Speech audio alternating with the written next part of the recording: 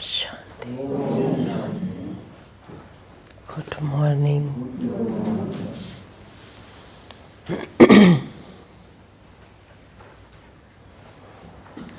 आज हम सुनेंगे बाबा की 5 तारीख की महावाक्य। बाबा ने हम बच्चों को सफल करने का ज्ञान दिया है। सो भी गुप्त, जो बच्चे गुप्त करते हैं वही बाबा कहते महादानी है। तो बाबा यहाँ कहते ना, शो नहीं करो कुछ भी, है ना, अपना शो नहीं करना। यहाँ ज़्यादा शो करते हैं तो भविष्य में कम हो जाएगा। इसलिए कहते नेकी कर दरिया में डाल। तो यहाँ बाबा भी गुप्त, आत्मा गुप्त पढ़ने वाली, और जो हम करते हैं वो भी गुप्त है। तो बाबा ने कहा मीठी बच्ची, यहाँ तुम्हारा सब कुछ गुप्त है। यहाँ तुम्हारा सब कुछ गुप्त है।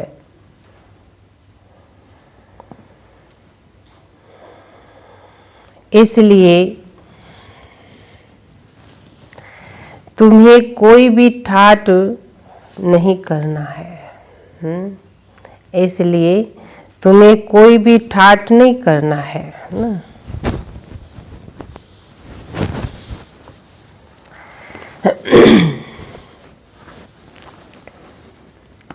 अपनी नई राजधानी के नशे में रहना है।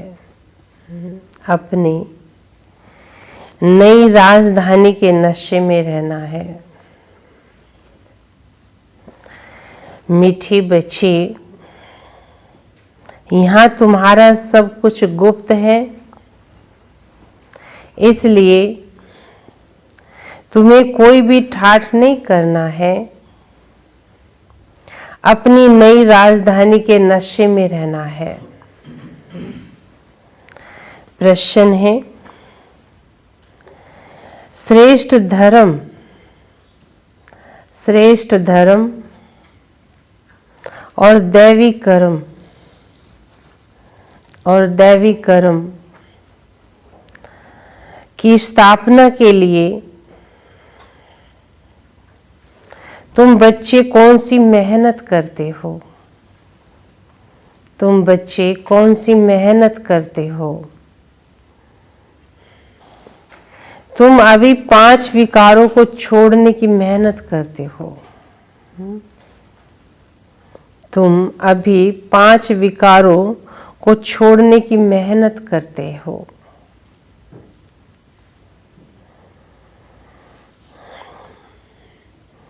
क्योंकि इन विकारों ने ही सबको भ्रष्ट बनाया है। क्योंकि इन विकारों ने ही सबको क्या बनाया है? भ्रष्ट बनाया है।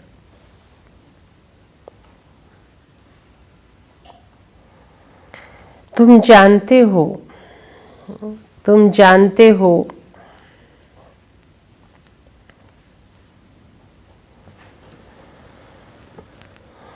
इस समय सभी दैवी धर्म और कर्म से भ्रष्ट है।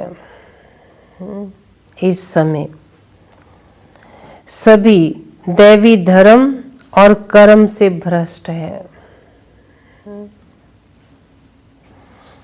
जो देवताई कर्म थे, हमारे धर्म थे, उस सब से क्या हो गए हैं? भ्रष्ट हो गए हैं। बाप ही श्रीमत देकर श्रेष्ठ धर्म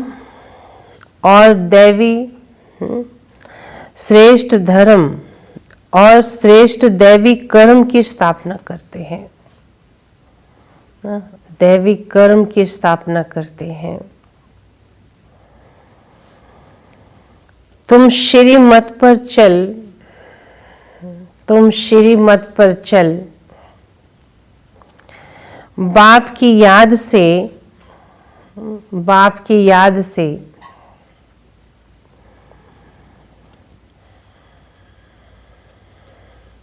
विकारों पर विजय पाते हो, विकारों पर विजय पाते हो।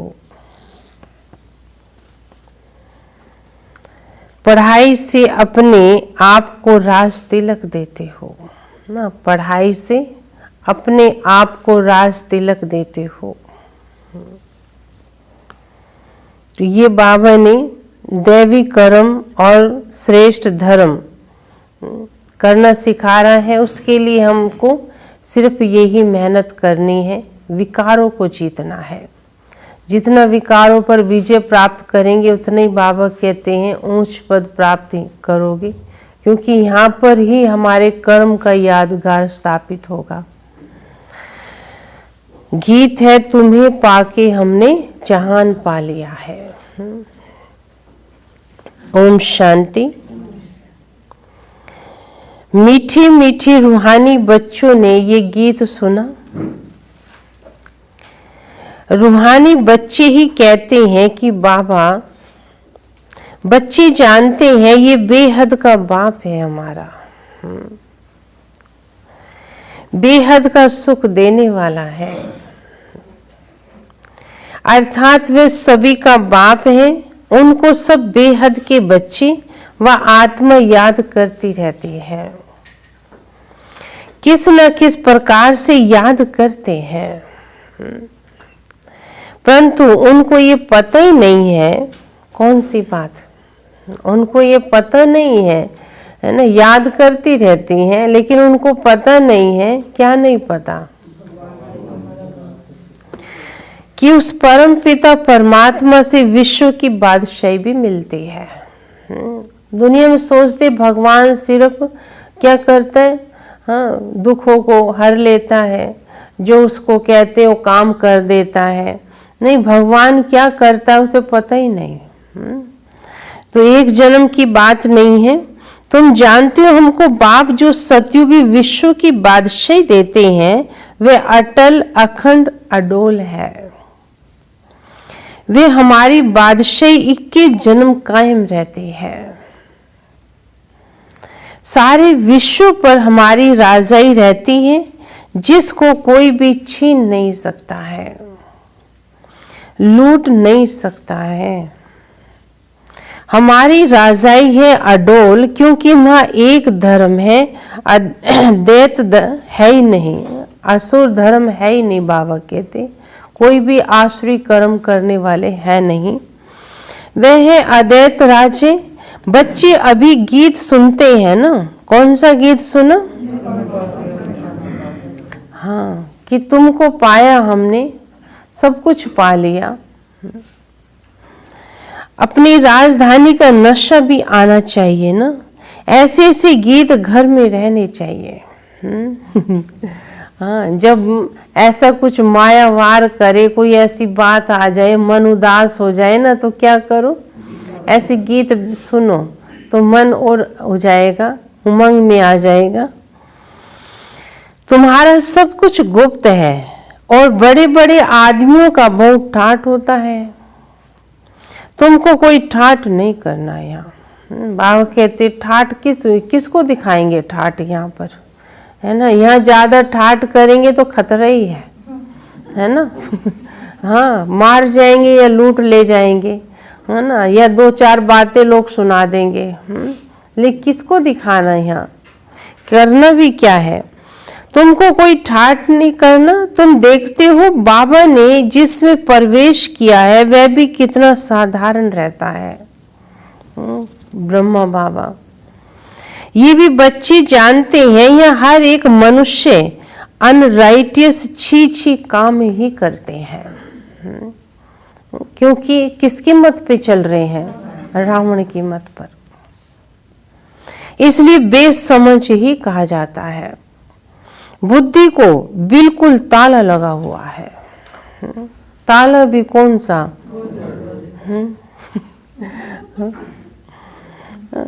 तुम कितने समझदार थे, विश्व के मालिक थे। अभी बाप ने इतना बेसमझ, हाँ, अभी माया ने इतना बेसमझ बना दिया है जो कोई काम के रहे नहीं। बाप मेरे तो कोई काम के नहीं रहे। ऐसा बेसमझ बना दिया रावण ने। सारी अकल देनी पड़ रही है बाबा को। बाप के पास जाने के लिए यज्ञ तप आदि बहुत कुछ करते रहते हैं, परंतु मिलता कुछ भी नहीं है। ऐसे ही धक्का खाते रहते हैं। दिन प्रतिदिन अकल्याण ही होता जाता है। जो भी कर रहे हैं ना, उससे क्या होता जा रहा है? अकल्याण ही होता जा रहा है।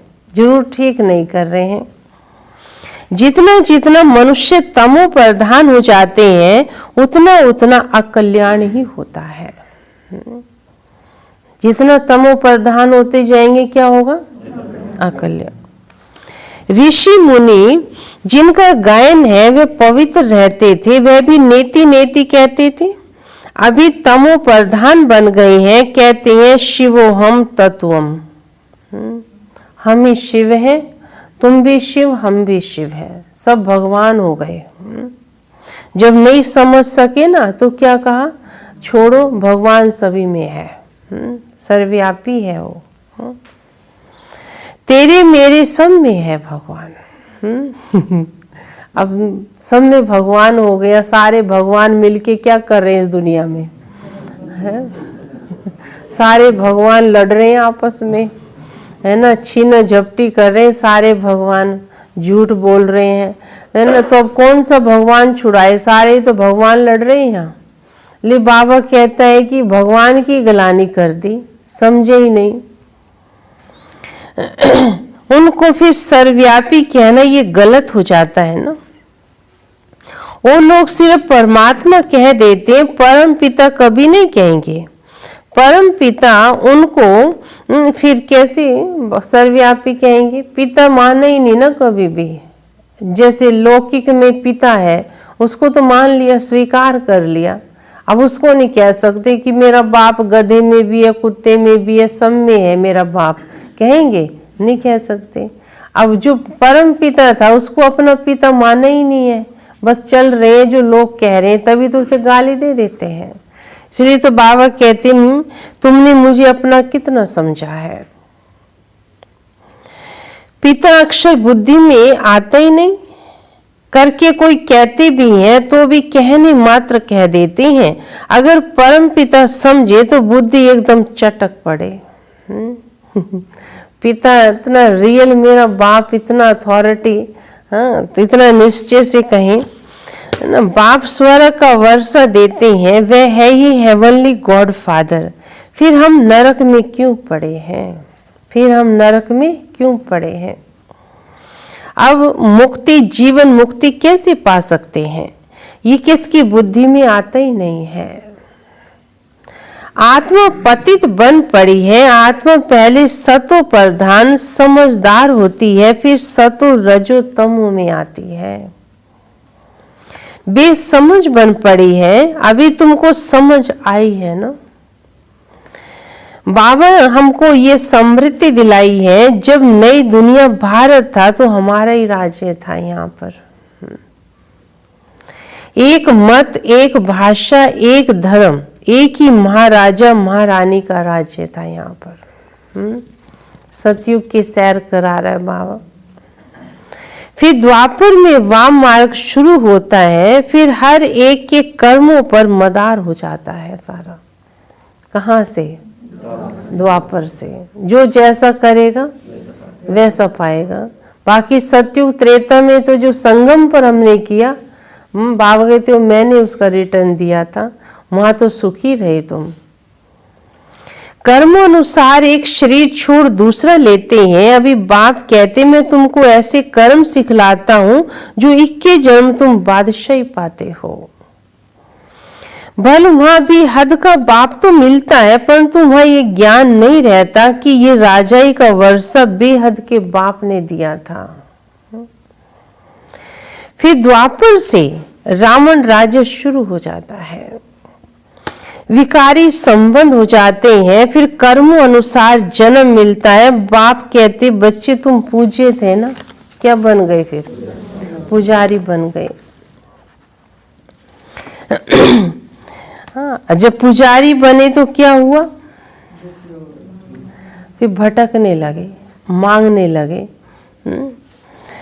भारत में पूज्य राजे भी थे तो पुजारी राजे भी थे। सतयुग त्रेता में सब पूज्य होते हैं, वहां पूजा व भक्ति कोई होती नहीं। फिर द्वापर में जब भक्ति मार्ग शुरू होता है, यथा राजा रानी तथा प्रजा पुजारी भगत बन जाते हैं।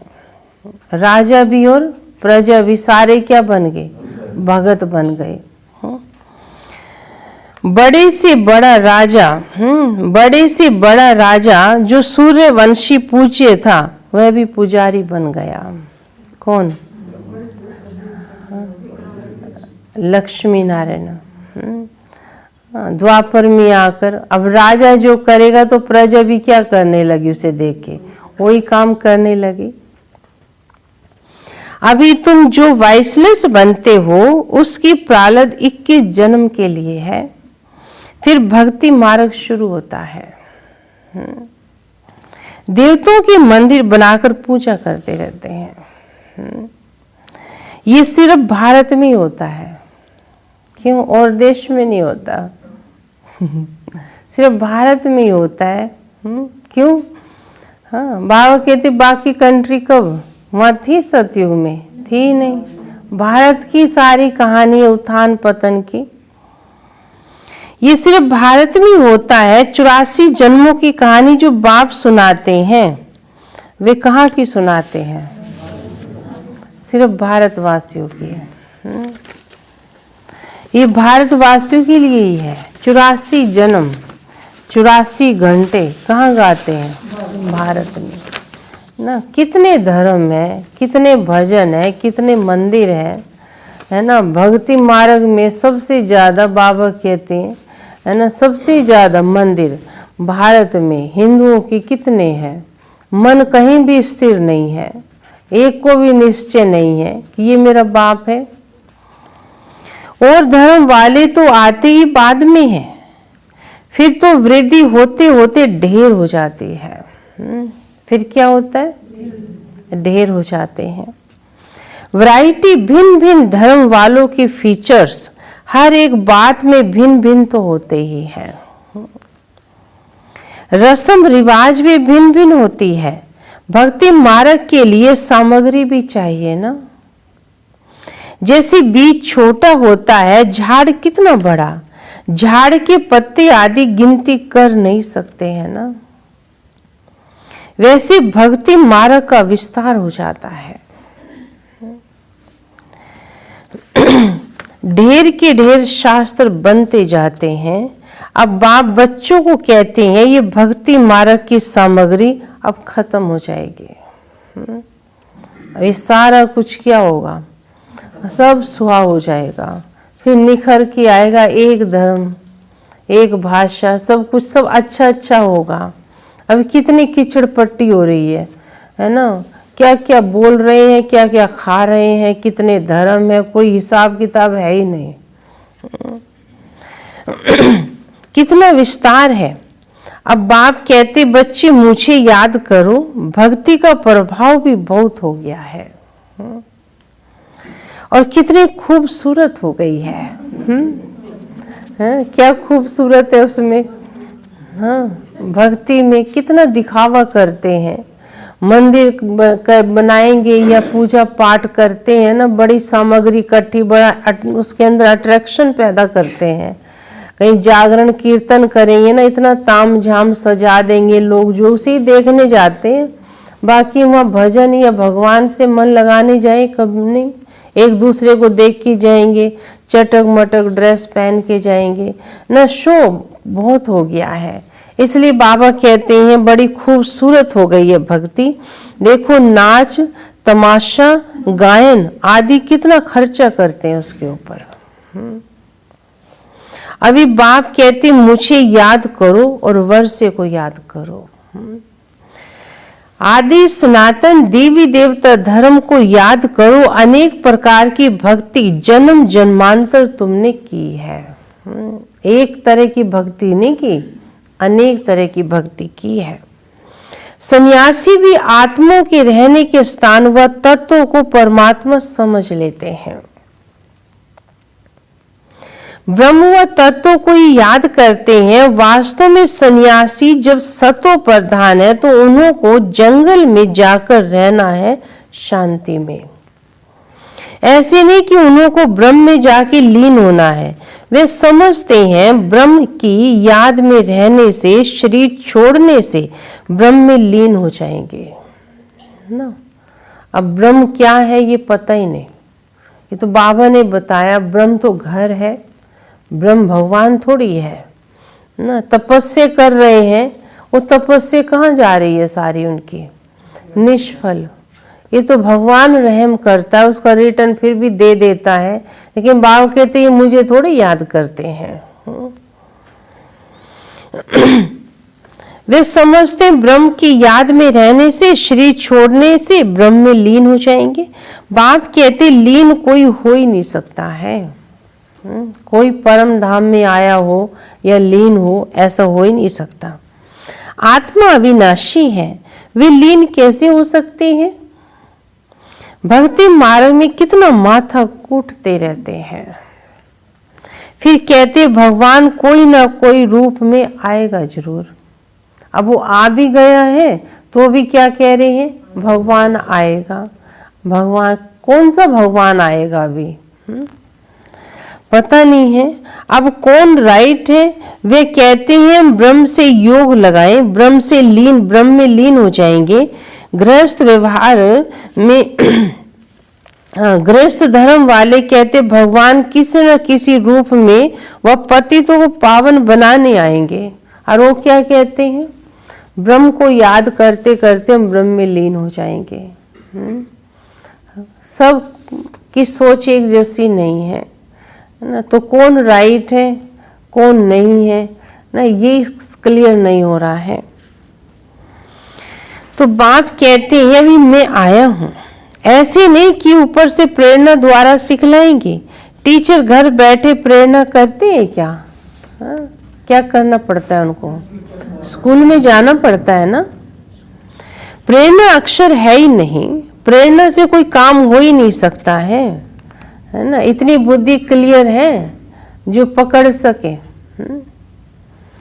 बल शंकर की प्रेरणा द्वारा विनाश कहा जाता है, परंतु ये भी ड्रामा में नूंद है। ये भी क्या है, ड्रामा में नूंद है। उन्हों को ये मालूम ही नहीं है, उन्हों को ये पता ही नहीं कि मुसल आदि जो बने हैं ये किस लिए बने हैं। कौन से मुसल, हाँ ये मिसाइल्स वगैरह किस लिए बनाए हैं पता ही नहीं है। ये सिर्फ महिमा गाई जाती है, कोई भी अपने बड़ों की महिमा नहीं जानते। धर्म स्थापक भी गुरु कह देते हैं, लेकिन वे तो सिर्फ धर्म स्थापन करते हैं, धर्म की स्थापना करते हैं। बाबा कहते हैं किसी को राजा बना दे, नहीं। गुरु उनको कहा जाता है जो गति सदगति करे। ये काम किसका है, शिव बाबा का है। वे धर्म स्थापन करने आते हैं, उनकी पिछाड़ी उनकी वंशावली आती रहती है। सदगति तो किसकी करते ही नहीं, तो उनको गुरु कैसे कहेंगे। गुरु तो एक ही है जिसको सर्व का सदगति दाता कहा जाता है। वो कौन है, शिव बाबा है। ये बात तुम बच्चे समझते हो, दूसरा ना समझे, है ना। भगवान कैसे सदगति करते हैं सबकी आकर। भगवान आकर के सबकी सदगति करते हैं, मुक्ति जीवन मुक्ति देते हैं। उनको याद कभी, हाँ उनकी याद कभी किसको छूट नहीं सकती। भल पति से कितना भी प्यार हो फिर भी हे भगवान हे ईश्वर जरूर कहेंगे। उनकी याद रहती है, अंदर में भगवान से प्यार तो है सबको, क्योंकि वही सर्व का सदगति दाता है। बाप बैठ समझाते हैं ये सारी रचना है, रचियता बाप एक मैं ही हूँ, सबको सुख देने वाला ना। मैं तुम्हारा बाप हूँ ना, मैं कौन हूँ, तुम्हारा बाप हूँ, सबको सुख देने वाला। भाई भाई को कभी वर्षा नहीं दे सकता, सतयुग का वर्षा नहीं दे सकता। वर्षा हमेशा बाप से मिलता है। तुम सभी बेहद के बाप को बेहद का वर्षा मिलता, इसलिए बेहद के बाप से अभी मिल रहा है ना, इसलिए बाबा कहते हैं बच्चे तुम मुझे ही याद करो, मेरे से ही क्या मिलेगी? मुक्ति, जीवन मुक्ति। मैं ही सबकी गति करता हूँ, तो मुझे ही याद करो। हे परम पिता, अक्षमा करो, रहम करो, समझते कुछ नहीं है, बस रहम करो, माफ कर दो। कौन से परम पिता से कह रहे हैं? तो पता ही नहीं, बुद्धि में कोई और परम पिता बैठा है। भक्ति मार्ग में अनेक प्रकार की महिमा करते हैं, ये भी ड्रामा अनुसार अपना पाठ बजाते रहते हैं। बाप कहते मैं कोई इन्हों की पुकारने पर थोड़ी आता हूँ, किनके? हाँ, जो भगत लगे पड़े हैं। कोई कहे देखो हमने बुला लिया ना भगवान को, बाबा कहते मैं अपने टाइम पर आता हूँ, मैं कोई इनके बुलाने पर नहीं आता हूँ। ये ड्रामा बना हुआ है, ड्रामा में मेरे आने का पाठ नूंदा हुआ है। अनेक धर्म क्या हो जाएंगे? हाँ, अनेक धर्म विनाश हो जाएंगे ना। तो बाप कहते हैं अभी एक धर्म की स्थापना करता हूं, बाकी सब विनाश हो जाएंगे। ये कलयुग विनाश होना ही है, कलयुग विनाश होना ही है। सत्युग की स्थापना करनी होती है। मैं अपने समय पर आप ही आता हूँ। इस भक्ति का भी ड्रामा में पार्ट है। अभी जब भक्ति मार्ग का पाठ पूरा हुआ तब मैं आया हूँ। क्या? तब मैं आया हूँ। बच्चे भी कहते हैं अभी हम जान गए हैं। जो समझते हैं ना वो क्या कहते, बाबा अभी हम जान गए हैं। क्या जान गए हैं? भक्ति का पाठ पूरा हो गया है। और क्या जान गए हैं?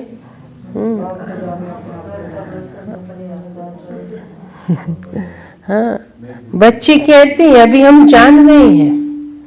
5000 वर्ष के बाद फिर से हम आपके साथ मिले हैं, ये जान गए हैं। ये बाबा हम फिर से मिले आपको 5000 वर्ष के बाद।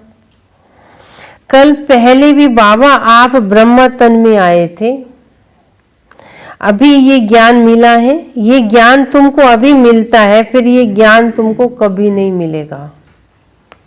फिर पूरे चक्कर में ये ज्ञान नहीं मिलेगा। ये ज्ञान व भक्ति, ज्ञान की प्रालब्ध चढ़ती कला, सेकंड में जीवन मुक्ति कहा जाता है। कहते हैं जनक ने सेकंड में जीवन मुक्ति पाई। कौन सी जनक ने? राजा जनक ने। कब पाई? हाँ, अच्छा आप सारे जनक हो। हाँ, तो बाबा कहते हैं है ना, कई बच्चे ऐसे हैं ना जो समझे नहीं है थे, कितने भटकते रहे यहाँ वहाँ कितनों, लेकिन आत्मा का पता ही नहीं था। तो कहानी बना दी है उसको कि राजा जनक को अष्टावक्र ने मुक्ति दिलाई। तो बात तो यहाँ है, बात सेकंड में जो बच्चे समझ गए बाप को और अपने आप को, तो उनका लक्ष्य ही बदल गया। माने भक्ति से दुखदाई व जो दिमाग में भरा पड़ा था वो निकल गया, उनसे मुक्ति मिल गई और बाबा के बच्चे बन गए। और बाबा जो कहता उस पर चलते हैं। तो सेकंड में बुद्धि के विचार कितनी जल्दी बदले? सेकंड में। तो ये बातें समझने की हैं। क्या सिर्फ एक जनक ने जीवन मुक्ति पाई? जीवन मुक्ति अर्थात जीवन को मुक्त करते हैं इस रावण राज्य से। बाप जानते हैं सब बच्चों की कितनी दुर्गति हो गई है। सब बच्चों की क्या हो गई है? दुर्गति हो गई है। उन्हों की फिर सदगति होनी तो है ना। दुर्गति से फिर ऊंच गति वह मुक्ति जीवन मुक्ति पाते हैं। पहले मुक्ति में जाकर फिर जीवन मुक्ति में आएंगे। पहले जाएंगे फिर आएंगे शांति से में, फिर सुखधाम, शांति से फिर आएंगे सुखधाम में। ये चक्कर सारा बाप बैठ तुम बच्चों को समझा रहे हैं। तुम्हारे साथ और भी धर्म आते हैं, मनुष्य सृष्टि वृद्धि को पाती जाती है ना। बाप कहती हैं इस समय ये मनुष्य सृष्टि का झाड़ तमो प्रधान जड़ जड़ी भूत हो गया है। आदि सनातन देवी देवता धर्म का फाउंडेशन सारा क्या हो गया है? सड़ गया है। बाकी सब धर्म खड़े हैं। भारत में एक भी अपने को आदि सनातन देवी देवता धर्म का समझता थोड़ी है। सब क्या कहते हैं? हाँ, आपको हिंदू है हम, है ना। बड़े उससे कहते हम तो हिंदू हैं, है ना। अब उनको पूछ ली हिंदू किसने, हमें क्या मतलब कुछ भी, पर हम तो हिंदू ही हैं। कहाँ से चला क्या कुछ पर दिमाग पे जोर डालना ही नहीं चाहते। कहते पहली बहुत काम है, ठीक है हम तो हिंदू। हाँ, क्या सोचना ज़्यादा इसके बारे में, है ना। और बाकी सारी गलती, जहाँ फाउंडेशन ही ठीक नहीं है तो कर्म कैसे ठीक होंगे, है ना। सिर्फ बाबा कहते धर्म कर्म का ज्ञान होना बहुत जरूरी है। अब बाबा वही सिखा रहे हैं, तो जिससे बाबा कहते तुम्हारे कर्म सुधरते। अपने को हिंदू कह देते हैं। अब बाप बच्चों को समझाते हैं देवता धर्म के पहले, देवता धर्म के, परंतु इस समय तो समझते नहीं हैं।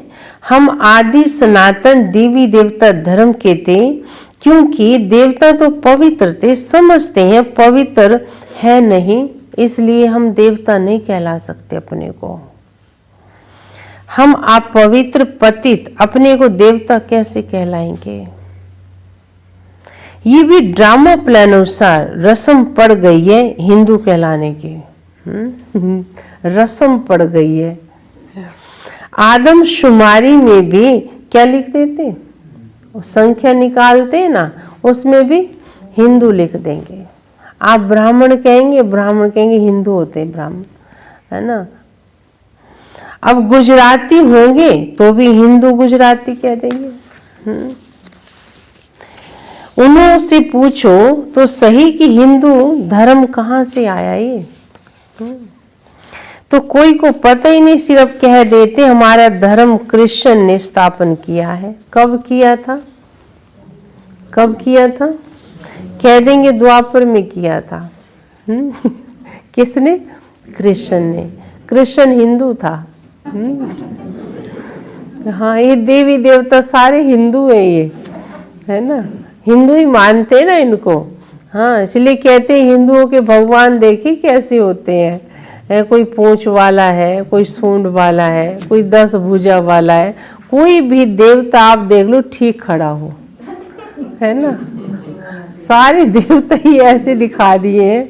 हाँ, कोई देवता ठीक नहीं खड़ा, है ना। कोई ठीक भी खड़ा होगा उसको काला कर दिया, और ऐसा काला कर दिया कि दुनिया में वो काला है ही नहीं कोई, है ना। शंकर जी को देख लो, कहते इसे कपड़े नहीं मिले थे क्या। हाँ, हिंदुओं का भगवान है ये, है ना। ऐसी बाबा कहते भक्ति में भक्तों ने जो आया कल्पना करके ऐसी चीज बना दी है। ये तो बाबा समझा रहा है सारा रहस्य, बातों को लेके चित्र बने हैं ना। भगवान कहते 8 शक्तियां होती हैं आत्मा की, उन्होंने भक्ति में देवियों को 8 हाथ लगा दिए, है ना। इस बातों को लेके चित्र बना दिए, बाकी ऐसे कोई इंसान होते हैं क्या? बाबा समझाते हैं, कहते हैं हमारा धर्म कृष्ण ने स्थापन किया और द्वापर में किया। द्वापर से ही ये लोग अपने धर्म को भूल हिंदू कहलाने लगे, इसलिए उन्हों को दैवी धर्म भ्रष्ट कहा जाता है। वह सब अच्छा कर्म करते हैं, यह सब छी कर्म करते हैं, इसलिए देवी देवता धर्म भ्रष्ट और धर्म कर्म भ्रष्ट हो गए हैं। अब श्रेष्ठ धर्म श्रेष्ठ दैवी कर्म की स्थापना हो रही है, इसलिए कहा जाता है अब इन 5 विकारों को छोड़ते जाओ। ये विकार आधा कल्प से तुम्हारे साथ रहे, अभी ने विदाई दो, है ना। क्या किया उन्होंने आधा कल्प, सब कुछ छीन लिया हमसे, जो सत्युग त्रेता में था वो रहा ही नहीं, खाली हो गए। इनको छोड़ना है, अब एक जन्म में इनको छोड़ना ही है। इसमें मेहनत लगती है, मेहनत बगैर थोड़ी विश्व की बादशाही मिल जाएगी, थोड़ी मेहनत तो करनी पड़ेगी ना। बाप को याद करेंगे तब अपने को तुम राजाई का तिलक देते हो, अर्थात राजाई के अधिकारी बनते हो। जितना अच्छी रीति याद में रहेंगे, श्रीमत पर चलेंगे, तुम राजाओं का राजा बनेंगे। पढ़ाने वाला टीचर तो आया है ना पढ़ाने, तो बाबा कहते पढ़ना बच्चों का काम है ना, मैं पढ़ा रहा हूं तो पढ़ना चाहिए ना। ये पाठशाला है मनुष्य देवता बनने की, नर से नारायण बनाने की कथा भी सुना रहा हूं।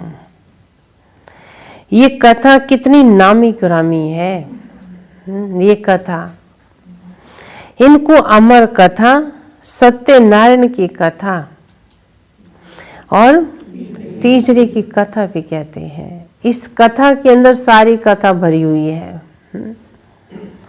तीनों का अर्थ भी बाप बैठ समझाते हैं। भक्ति मार्ग की तो बहुत कथाएं बना दी हैं। अमर कथा माना, हाँ हरिवंश भाई जी, अमर कथा माना जो स्वयं भगवान सुना रहे हैं उसको अमर कथा।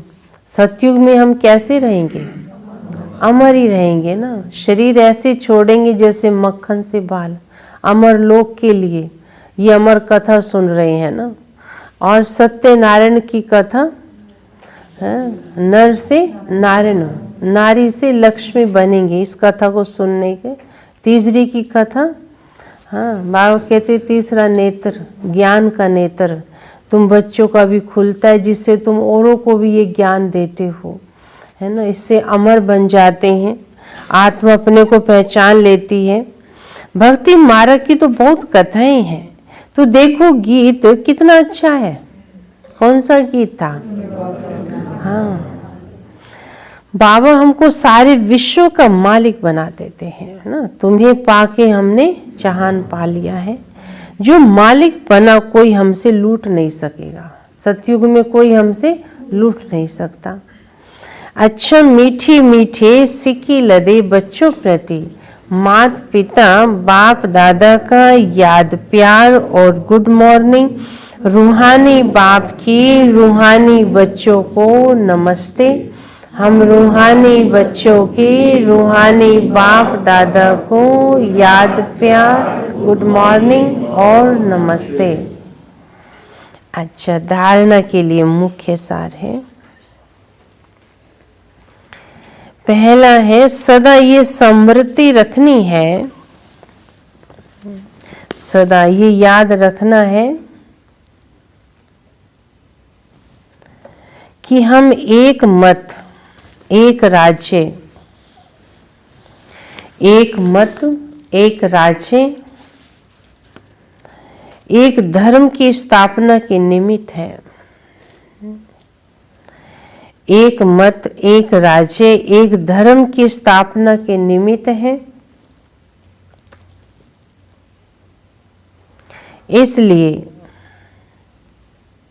एक मत होकर रहना है, इसलिए एक मत होकर रहना है। दूसरी पॉइंट है, स्वयं को राजाई का तिलक देने के लिए, स्वयं को राजाई का तिलक देने के लिए विकारों को छोड़ने की मेहनत करनी है। विकारों को छोड़ने की मेहनत करनी है।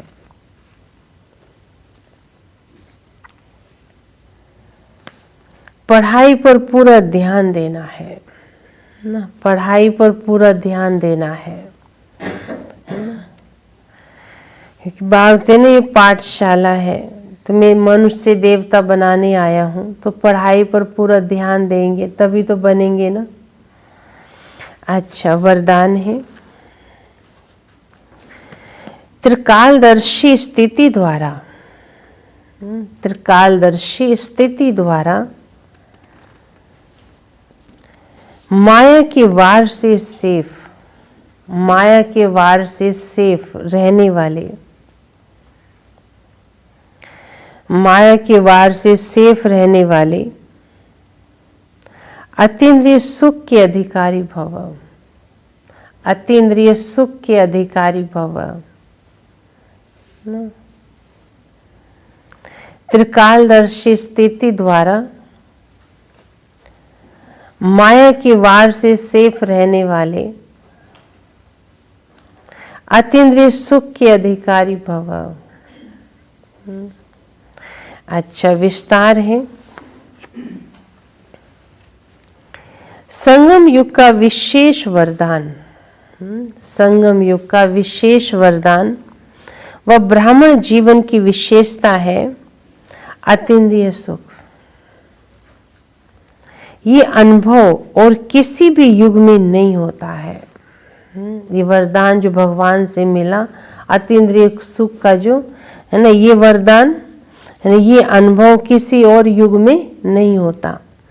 लेकिन इस सुख की अनुभूति के लिए त्रिकालदर्शी स्थिति द्वारा माया के वार से सेफ रहो। किससे? माया के वार से। अगर बार बार माया का वार होता रहेगा तो, बार बार अगर माया का वार होता रहेगा